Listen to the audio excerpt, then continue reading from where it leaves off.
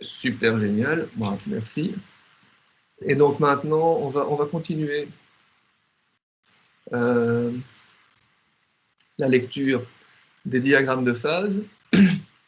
Donc je vous rappelle, ici nous on a étudié une composition eutectique, et on va complexifier un petit peu la chose en regardant une composition qui n'est pas la composition eutectique, mais une composition qui tombe entre 18 et 62%. Okay. Quand je suis à gauche de ce point à 18, qu'est-ce qui va se passer? Ben là, par exemple, on est 10% en étain. Ben là, vous devriez être capable très facilement de dire, de décrire ce qui va se passer. Hop, je suis liquide jusque-là. Et puis, hop, je descends là et j'ai liquide plus solide, donc alpha plus liquide. Et à tout moment, je sais donner les compositions de phase et les proportions de phase en faisant la règle des segments inverses avec comme point levier à 10%. Puis hop, vous allez arriver à un moment ici, vous repassez tout en phase alpha. Vous n'avez qu'une seule phase alpha. Et puis, hop, vous arrivez ici et vous voyez qu'il y a apparition d'une phase bêta et à température ambiante, vous allez avoir une phase alpha qui va avoir comme, voilà, si c'est 10%, on a 90 divisé par quasiment 100, donc on va avoir 90% de phase alpha et la phase bêta 10%. Okay, donc vous allez avoir un fond continu alpha avec ce qu'on va appeler des précipités de phase bêta. Maintenant, les choses sont plus complexes et plus intéressantes si je prends une composition dans laquelle je ne repasse pas, comme vous allez le voir, dans un endroit où je n'ai qu'une seule phase, alpha. Je suis ici à 30% en poids d'étain. Donc voilà, quand j'arrive là, je sais que je commence à solidifier. Le premier solide qui se forme à la composition ici au point 1. Donc sans doute de l'ordre de 8%, quelque chose comme ça. Et puis, quand je continue à refroidir, ma phase solide va suivre cette composition-là, tout le long. La phase liquide va suivre ceci. Donc ça, c'est le solidus. Ça, c'est le liquidus. Vous voyez qu'au fur et à mesure que je descends, je peux à tout moment avoir les compositions et les proportions de phase, règle de l'horizontale pour les compositions, règle des segments inverses pour les proportions de phase. Alors donc voilà, j'arrive juste à 183 degrés. Qu'est-ce que j'ai à ce moment-là? Donc je suis à 183 plus epsilon, donc je suis dans le domaine alpha plus liquide. Ma phase alpha, règle de l'horizontale, elle est à 18%. La phase liquide, règle de l'horizontale, hop, elle est à 62%. 62% composition eutectique. Okay, donc, en cours de solidification, ici, j'ai eu la phase alpha qui s'est enrichie comme ça, la phase liquide qui s'est enrichie comme ça, et on arrive avec un liquide de composition eutectique et du alpha à 18%. Quelles sont les proportions de phase? Eh bien, si je fais la règle des segments inverses, pour la phase alpha, je vais vers la phase liquide, donc c'est 62 moins, donc mon point levier, c'est 30, c'est 62 moins 30 divisé par 62 moins 18. On est à peu près à 73% de phase alpha. Et la phase liquide, elle, c'est 27%. Vous pouvez aussi calculer par la règle des segments inverses. 30 moins 18 divisé par 62 moins 18. Donc très simple. OK? Maintenant, qu'est-ce qui se passe quand je je passe en dessous du palier eutectique. Là, si vous utilisez les règles que je vous ai données jusqu'à maintenant, bah vous allez, comme je l'ai déjà dit tout à l'heure, vous allez, je veux dire, bêtement faire la chose suivante, c'est que vous avez un alliage à 30%, vous allez dire, bah, c'est facile, je suis dans un domaine complètement solide, alpha plus bêta, deux phases, une phase alpha à 18%, une phase bêta à 97% et demi. Proportion de surphase, très simple, règle des segments inverses, ma proportion de phase alpha va être égale à, calcul en direct comme ça, ben vous allez avoir 97,5, hein, je vais du côté de la phase bêta, mon point levier c'est 30, donc c'est moins 30, divisé par 97,5, moins 18, et ça vous donne de l'ordre de 84%, si je ne suis pas gouré, de 85% de phase alpha. Et puis le reste, c'est la phase bêta. Et donc, vous diriez que j'ai un mélange 85-15 de phases alpha et bêta. Et les compositions, 18 et 97,5. Et vous aurez en fait là raté quand même beaucoup de ce que, quand vous allez regarder sous le microscope, en fait, ça va être bien différent de quelque chose d'aussi simple que 15 et 85%. Parce qu'en fait, si vous regardez en dessous du microscope, vous allez voir une phase qui est sous forme de fougère, comme ça. Et puis alors, vous avez un truc qui est beaucoup plus lamellaire, qui doit vous faire penser à un eutectique.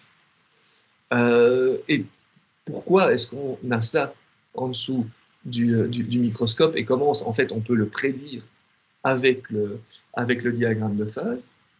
Mais en fait, qu'est-ce qui se passe quand je suis arrivé là, juste au-dessus de 183 plus epsilon, vous voyez que j'ai déjà formé de la phase alpha. Donc c'est de la phase alpha pro-eutectique. C'est celle qui se fait avant le palier eutectique. Et je peux calculer, j'en ai 73%. Okay, boum, là, 73% de phase alpha. Et puis il me reste 23% de phase liquide, à 62% d'étain, qui, elle, va se transformer en eutectique. Un eutectique lamellaire qu'on a complètement caractérisé au slide avant. Donc, cette eutectique, la phase bêta 97,5 en étain, la phase alpha 18 en étain, proportion de phase alpha, je vais vers la phase bêta 97,5, moins 62 divisé par 97,5, moins 18, et la phase bêta, c'est 100% moins ça, où vous faites votre point levier, 62, moins 18, divisé par 97,5, moins 18. Vous voyez que ici, je viens de considérer en fait ma microstructure en disant, ben voilà, j'ai au-dessus du palier, j'ai une phase alpha que je vais appeler primaire ou pro-eutectique, et puis j'ai une phase liquide de composition eutectique. Donc plutôt mon levier, en fait, maintenant, je suis en train, qui était à C0 égale 30%, et que vous avez utilisé pour faire les bilans globaux juste en dessous du palier. Moi, ce que je suis en train de vous dire, c'est, et attention, en fait, j'ai 73% d'une phase alpha pro-eutectique à 18%, et puis après, j'ai un liquide où le point de levier, maintenant, c'est plus 30%, mais 62%, et ce liquide se transforme en eutectique. Et cette eutectique est composée de... Et donc, vous pouvez splitter cette eutectique. Donc, vous avez 27% de la microstructure qui fait exactement ce qu'on avait vu précédemment. Donc, dans ces 27%, 45% sont du alpha et 55% sont du bêta. Est-ce que c'est compris par tout le monde? Levez la main s'il y a problème.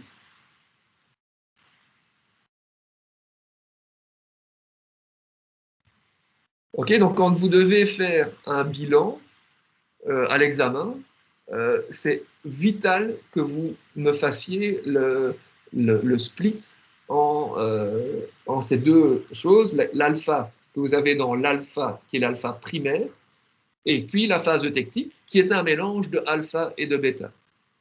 Okay. Typiquement, si vous me faites juste le bilan global,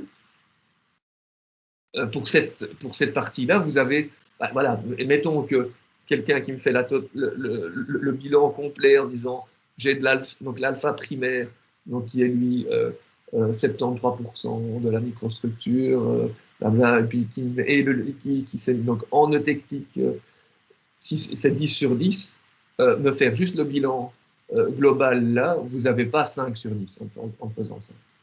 Donc pour moi, c'est vraiment super important parce que, en fait, c'est ça qui vous permet d'expliquer ce que vous voyez en dessous du microscope.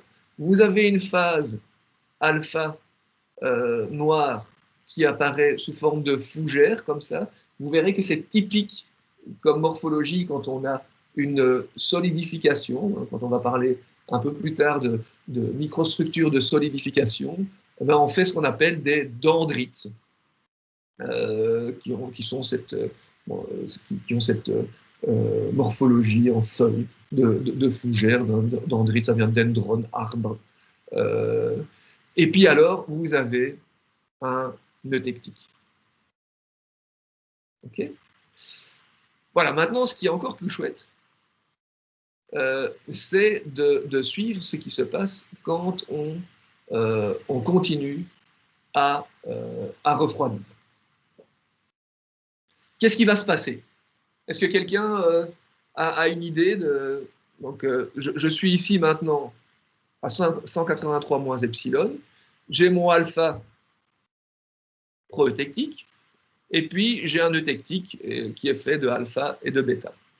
Si maintenant, je descends jusqu'à température ambiante, voilà, à 30%, ben, si vous me refaites un bilan global en disant j'ai une phase alpha à 3% et sa proportion de phase c'est 100 moins 30 divisé par 100 moins 3, vous n'avez pas la moitié des points.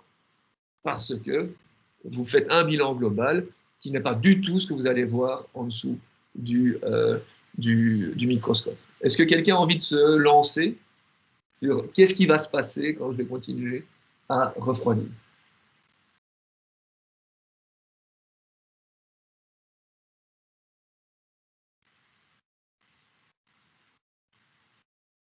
Silence général. J'imagine que je vais devoir me lancer moi-même. Donc, quand je vais continuer à refroidir, vous devez vraiment regarder la microstructure comme vous l'avez laissé à 183 moins epsilon. Vous savez du alpha primaire qui était ici à 18%, et vous avez votre technique qui a une composition moyenne de 62%.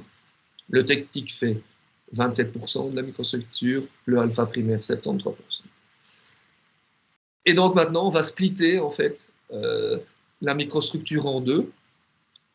Le technique qui va continuer à descendre comme ça, à 62%. Donc vous voyez, on est parti d'un truc qui a comme levier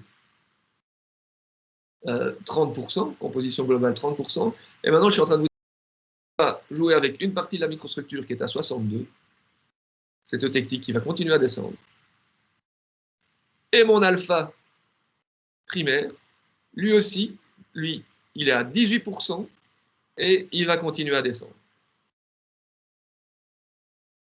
Okay, alors, dans le technique, on a déjà fait l'exercice. Qu'est-ce qui va se passer?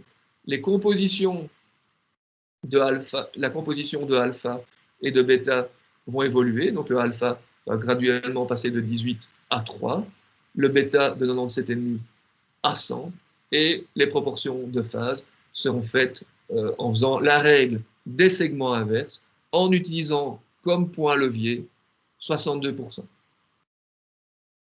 Qu'est-ce qui se passe dans le alpha? Dans le alpha, vous voyez que dès que je descends ici, un alpha qui était à 18% monophasé, il passe dans un domaine à deux phases. Le alpha devient du alpha plus bêta. Pourquoi? Parce que vous voyez bien que la solubilité, la quantité d'étain que je peux mettre dans le plomb en étant 100% alpha, eh ben, ça diminue. C'est-à-dire la solubilité de l'étain dans le plomb diminue pour être à température ambiante de maximum 2 ou 3%. Donc euh, quand je vais descendre ici, ce qui va se passer, c'est que quelque chose qui était 100% alpha va devenir, va devenir du alpha plus du bêta, ok, et on va former ce qu'on va appeler du alpha, du bêta tertiaire. Donc je vais revenir à la micro dans un moment. Donc, par exemple, si je prends ce alpha qui était 100% alpha à 18%, à température ambiante, eh ben, je vais avoir du alpha à 2-3% d'étain, du bêta à 100% d'étain. Combien est-ce que j'ai de bêta qui s'est formé? Je fais juste la règle des segments inverses avec point levier 18%.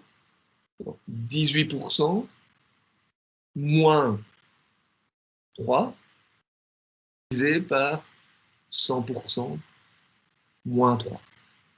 Et comme ça, vous avez la proportion de bêta tertiaire qui s'est formée lors du refroidissement du alpha. Okay, et le alpha, c'est 100% moins ça.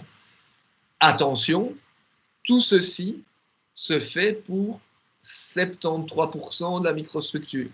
Donc, si vous regardez la proportion de alpha total, du alpha primaire, donc 73% de la microstructure vont devenir du alpha plus bêta tertiaire, et la proportion de alpha va être égale à 73% fois, ici, donc à température ambiante, pour avoir le alpha, je passe, le levier c'est 18%, je vais faire 100 moins 18 divisé par 100 moins 3.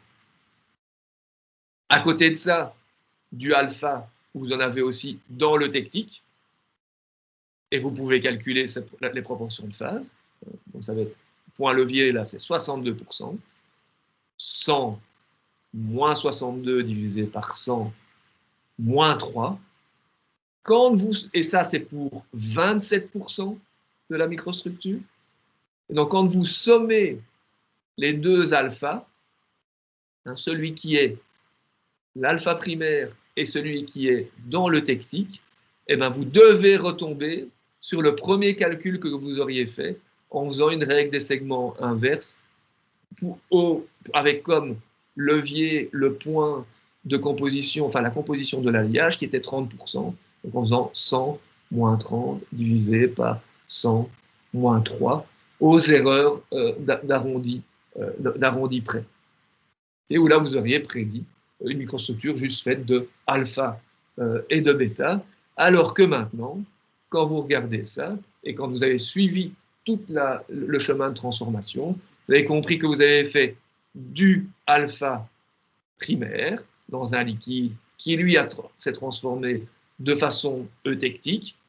Alors, cette eutectique, en cours de refroidissement, a vu la composition de la phase alpha et bêta bouger et les proportions de phase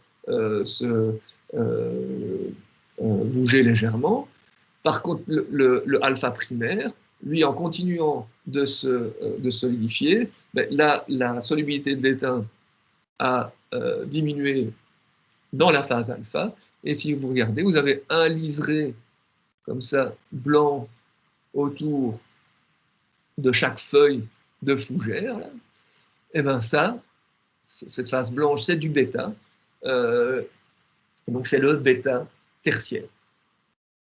Et donc, vous voyez que la microstructure ici est bien plus compliquée que de dire oui, j'ai des grains d'alpha et des grains de bêta.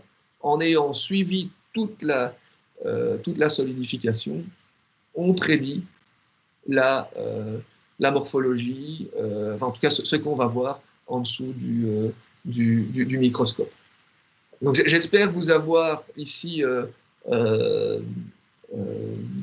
convaincu que la lecture d'un diagramme de phase est vraiment un outil hyper important en sciences des matériaux pour prédire ce que l'on s'attend à avoir comme microstructure à l'équilibre. Et donc, en fait, pouvoir dire, bah oui, tiens, mon alliage a bien suivi le diagramme de phase, ou ben non, il n'a pas suivi le diagramme de phase, et j'ai des phases hors équilibre. Je vais vous en donner un exemple de ce qui peut se passer lors d'un refroidissement qui serait trop rapide, enfin, voilà, où on n'aurait pas l'équilibre qui est à chaque moment atteint. Donc regardez, je reprends ici la solidification. Vous voyez que le solide suit ceci et le liquide suit cela. Imaginons maintenant, et donc vous voyez que le liquide atteint le tectique. Maintenant, je vais prendre un point qui est, par exemple, comme j'en ai parlé tout à l'heure, à 10% d'étain. Ce que vous voyez, c'est qu'à 10% d'étain, j'arrive là, boum, je commence à solidifier. Le solide suit ça, et le liquide suit ça. Mais à un moment, à 10%, j'arrive dans un domaine complètement alpha. Et vous voyez que à tout moment, la composition du solide doit changer en cours de la solidification, et celle du liquide aussi. Donc ça veut dire que vous avez besoin de phénomènes de diffusion, hein, donc pour que, à tout moment, alors que pour que la composition moyenne s'homogénéise de telle façon à ce que dans ma phase solide, je suive bien le solidus. Si on va trop vite, en fait, là, je n'ai pas homogénéisation et la phase solide, plutôt que de suivre le solidus, elle va plutôt, la phase solide ne va pas s'enrichir autant en étain, elle va suivre une courbe qui va plutôt être à gauche du solidus. Ce qui fait que si la phase solide ne s'enrichit pas assez en étain, ça veut dire que ma phase liquide va s'enrichir plus que ce à quoi on s'attendait en étain.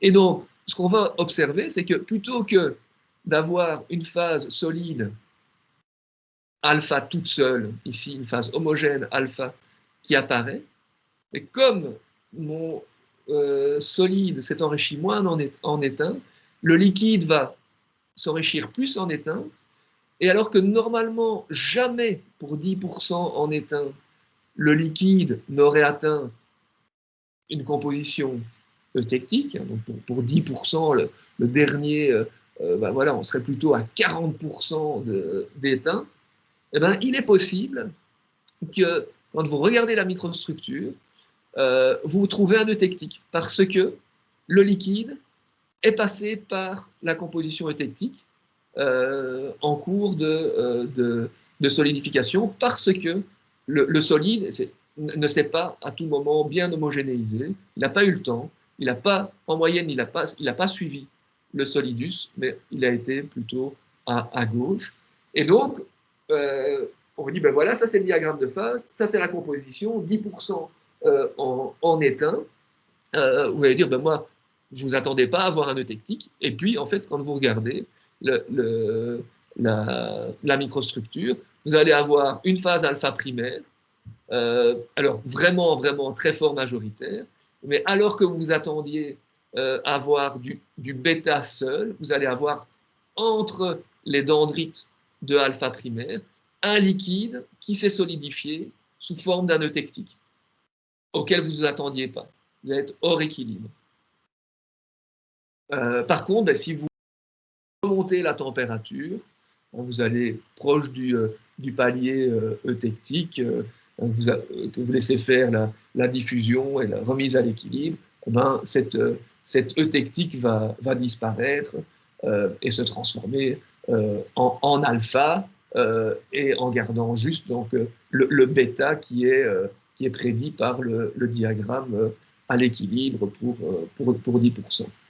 Okay, et donc, bien souvent, à ce moment-là, quand votre solidification ne s'est pas faite à l'équilibre, vous allez observer non pas une couleur homogène dans les dendrites, mais des gradients de couleur qui correspondent au fait qu'en cours de solidification, ben, si chaque couche, on va dire, a suivi le solidus, ben, la moyenne, je n'ai pas eu d'homogénéisation, la moyenne est passée, on passe à gauche du solidus, et donc ce que je vois, c'est, ok, j'ai des couches qui sont de plus en plus riches en étain, mais en moyenne, j'étais pas à l'équilibre. Ok, c'était grosso modo ce que je voulais dire sur la lecture du diagramme de phase. Je pense avoir été en détail. Est-ce qu'il y a des questions?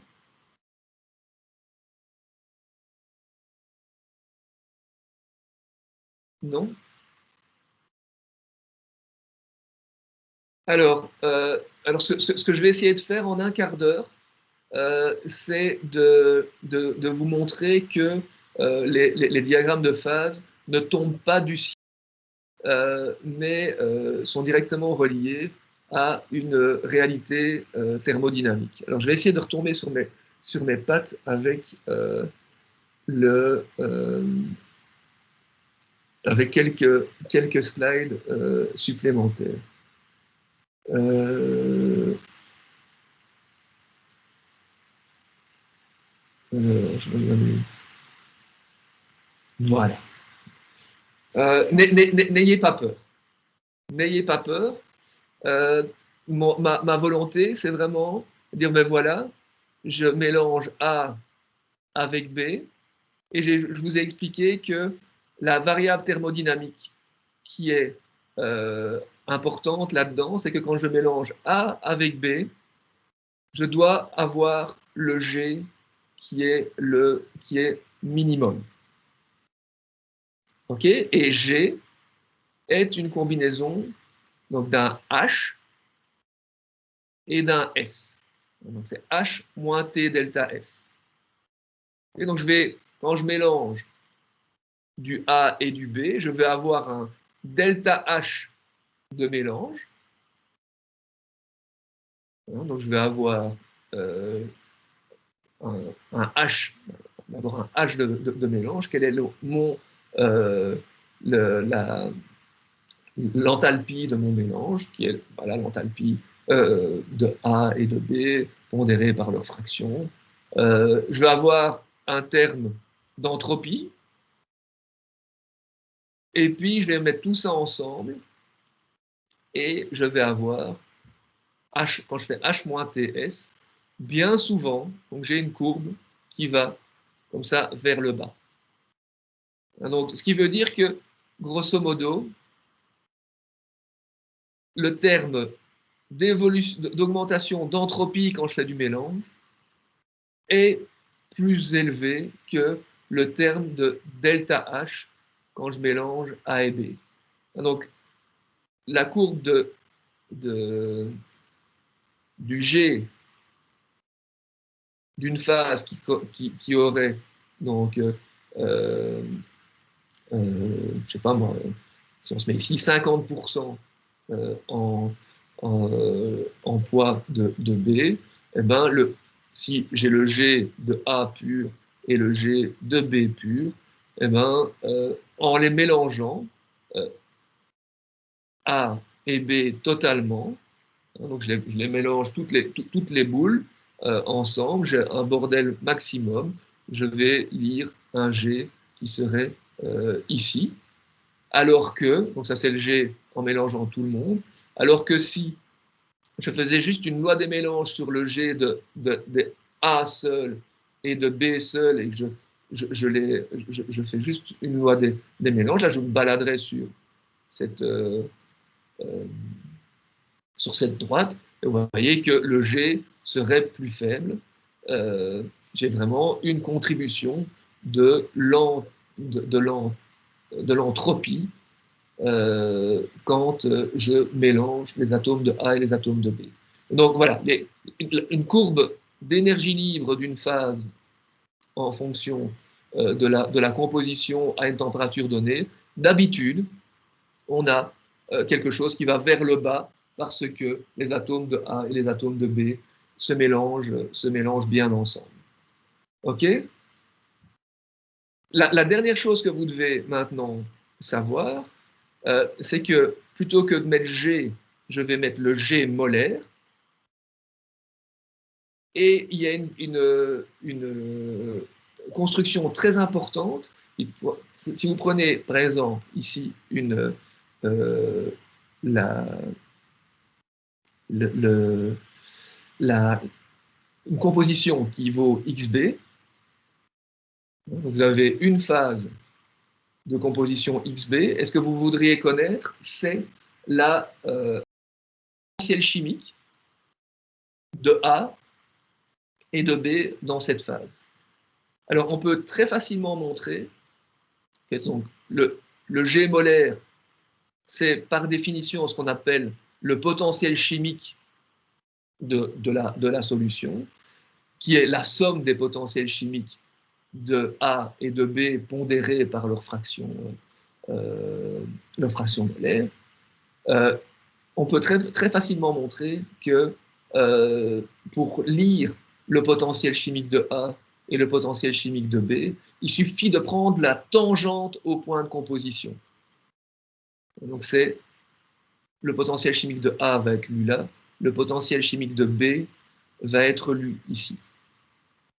Okay, donc ça se démontre assez facilement, mais voilà, vous avez des courbes d'énergie libre, et en chaque point, si vous faites la tangente, et vous regardez l'intersection avec l'axe de 100% A, où vous avez le potentiel chimique de A, vous regardez avec l'intersection avec 100% B, vous avez le potentiel chimique de B.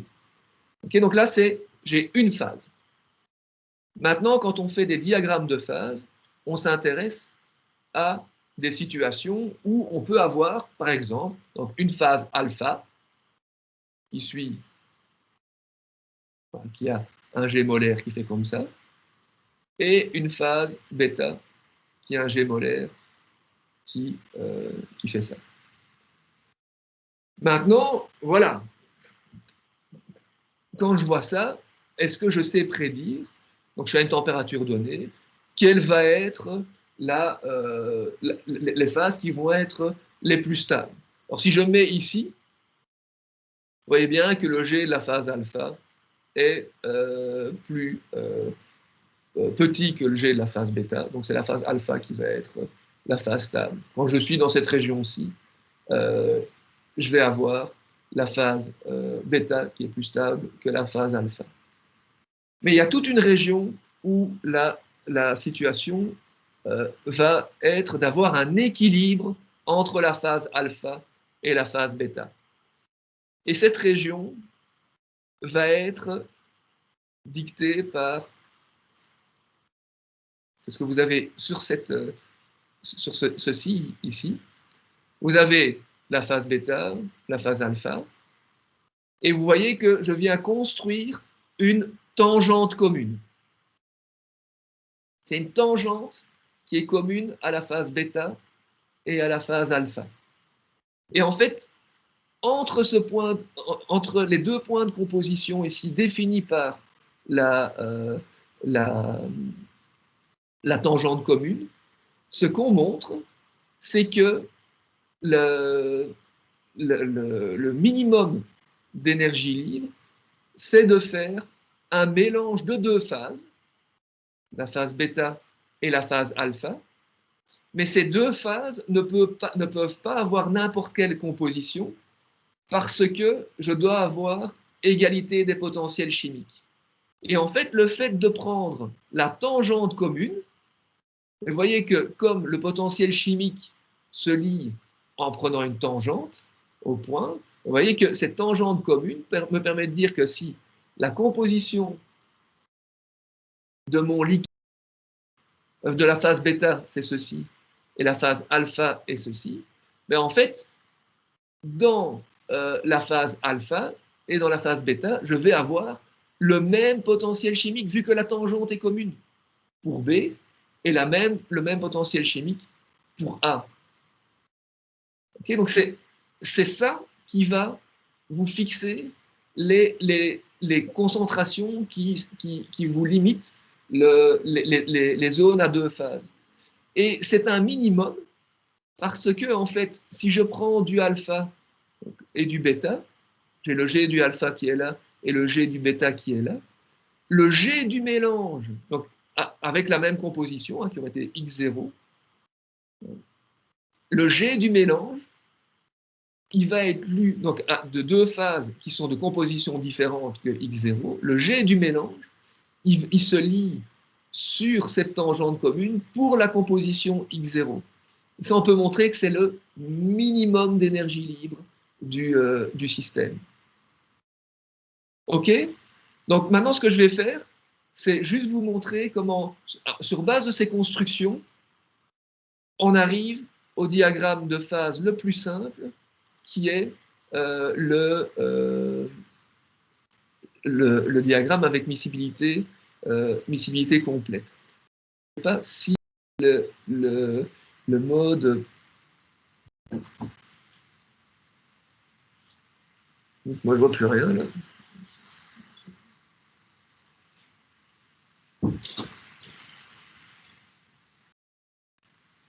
Hop, ça a planté.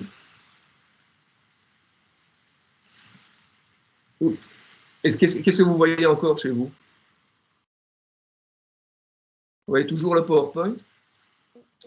Oui, on le voit encore. Ouais, ok. C'est juste que je ne sais pas quand je passe en mode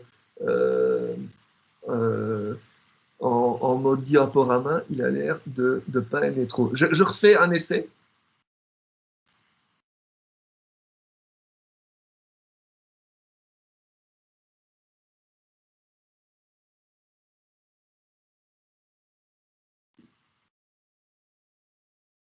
Est-ce que vous voyez le diaporama comme ça? Vous allez voir les animations? Qu'est-ce que vous voyez là? Non, il n'a pas aimé du tout. Hein.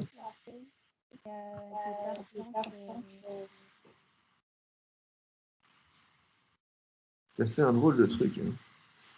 Voilà. Donc ici, vous devriez voir juste ce qui est l'ébauche d'un diagramme de phase où vous avez T et donc vous avez la température et A et B et un truc qui vous met système solide liquide avec solubilité mutuelle complète. À moins que vous ayez un truc qui soit splitté en deux.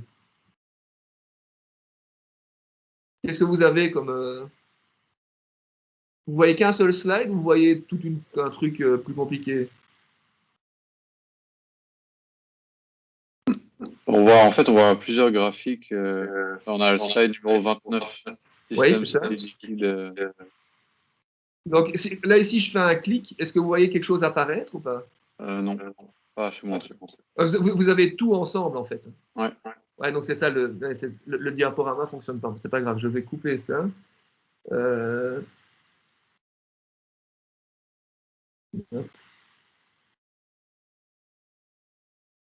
Voilà, je reviens à ça. Donc pour moi, je voyais autre chose, mais donc vous n'avez pas dû voir grand-chose changer. Donc voilà. Imaginez que vous êtes à une température T1. D'accord? À température T1, j'ai ici le G de la phase solide et ici le G de la phase liquide. Vous voyez qu'à la température T1, le solide est toujours moins stable que le liquide pour toutes les compositions parce que son G est supérieur à celui du liquide. Okay, donc dans mon diagramme de phase, à la température T1, pour toute composition, je m'attends à avoir qu'une phase liquide. Si je vais à basse température, température T3, là vous voyez que pour toutes les compositions, vous avez la phase solide qui est la phase la plus stable. D'accord? Donc ici, je m'attends à avoir une seule phase solide. Ok? À la température de fusion de A, en fait, ce que vous voyez, c'est que 100% de A, le solide et le liquide ont la même température, ont le même G. Et température de fusion de B, là, solide et liquide à 100% de B ont le même G. Par contre, ce qui est intéressant, c'est de regarder une température T2. À cette température T2, vous voyez que j'ai une tangente commune.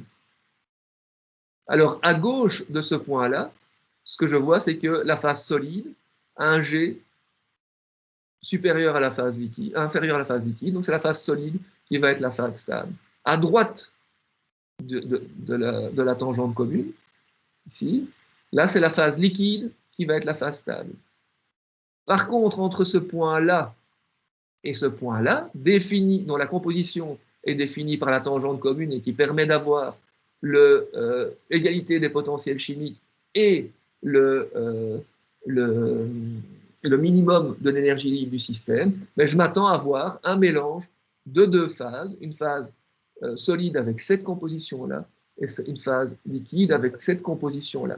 Donc, à température T2, jusqu'à ce point de composition-là, j'ai une phase qui est solide. Là, je suis dans un domaine à deux phases, et dans ce domaine à deux phases, la composition est donnée en fait par une condition thermodynamique qui assure l'égalité des potentiels chimiques et donnée par la tangente commune. Et puis, après, je sors de la zone à deux phases et je suis dans une phase liquide. Okay, donc, si je fais ça à différentes températures, eh ben, la tangente commune va bouger, et en fait, je vais décrire la phase solide qui va suivre ceci comme composition, et la phase liquide qui va suivre ceci comme composition, qui va juste être donnée par l'évolution de la tangente commune. Vous voyez, donc ce diagramme ici, ce diagramme de phase, en fait, vient vraiment d'une description thermodynamique des mélanges. Et donc ça, c'est, voilà, Frédéric de Basse voit ça avec, dans des systèmes aussi gazeux et compagnie, pas juste à pression constante, mais à pression variable. Et donc moi ici, dans le cadre de la science des matériaux, transformation de phase, liquide solide et solide solide. Vous voyez que, j'espère vous avoir convaincu, que ce diagramme de phase ne sort pas de nulle part, mais a vraiment une réalité thermodynamique complète. Et en fait, on peut faire ça pour des diagrammes plus compliqués, qui étaient le diagramme plomb éteint. Et tout ce qu'on fait, c'est aller regarder les tangentes communes. Je le fais rapidement pour celui-là. Vous voyez la température T1, là, on est complètement liquide. Donc, on aurait la phase liquide. Donc, on a ici trois phases possibles, la phase liquide et deux phases solides, alpha plus bêta. Si on était à température T1, ben, en fait, l'énergie libre de la phase liquide serait, pour toute température, inférieure à l'énergie libre et de la phase alpha et de la phase bêta. Par contre, à la température T2, vous voyez, à la température T2, j'ai une tangente commune entre le liquide et la phase alpha, une tangente commune entre le bêta et la phase alpha. Et donc, en fait, ça va vous décrire, mais quand je suis à droite, à gauche de la première tangente commune, ici, j'aurai que une phase à température T2, c'est la phase alpha qui est la phase stable. Puis, première tangente commune, hop, j'ai un domaine à deux phases et la composition de la phase alpha et de la phase liquide sont données par la tangente commune. Puis ici, entre ce point-là et ce point-là, je suis avec seulement le liquide qui est stable. Je suis dans un domaine à une phase. Les deux phases solides ont un G plus grand. Vous voyez bien, je suis dans un domaine uniquement liquide. Et puis, hop, je rentre dans un domaine à deux phases, liquide plus solide, liquide et phase bêta. Composition de la phase liquide, la phase bêta donnée par la tangente commune. Et puis, une seule phase. OK? Et ici, à la température bien particulière de la température eutectique, j'ai un équilibre entre trois phases et la composition de ces trois phases est telle que j'ai une tangente commune aux trois courbes. Okay, ça se fait à une composition globale donnée, pour le plomb éteint 62%, et pour une température fixée, plomb éteint, c'était 183 degrés. Et puis après, ben, voilà, je continue à descendre la température. Qu'est-ce que j'ai? Ben, j'ai, par exemple, la température T3, j'ai une tangente commune maintenant entre la phase alpha et la phase bêta. À gauche de ce point-là, c'est la phase alpha seule qui est stable. Donc je suis ici. Jusqu'à entrer dans un domaine biphasé dont les limites de composition sont données par la tangente commune. Donc là, je vais faire une phase alpha mélangée avec une phase bêta, les compositions données par la tangente commune, les proportions données par la règle des segments inverses. Et puis ici, j'ai une phase bêta seule. Donc vous voyez, ce diagramme de phase provient de l'évolution d'une fonction thermodynamique super importante qui s'appelle l'énergie libre de Gibbs, et qui est une fonction thermodynamique dans laquelle on mélange enthalpie et entropie. Donc ça ne tombe pas du tout du ciel. Et donc en fait, si vous avez un moyen de calculer ces courbes G à toute température, on peut très facilement calculer un diagramme de phase. Tout ce que ça fait, c'est d'aller chercher les endroits où j'ai des tangentes communes, et comme ça, je définis mes zones biphasées et les limites de phase. C'est toute une branche de la thermodynamique et la science des matériaux qui s'appelle parfois les méthodes CalFAT pour Calculation of Phase Diagrams.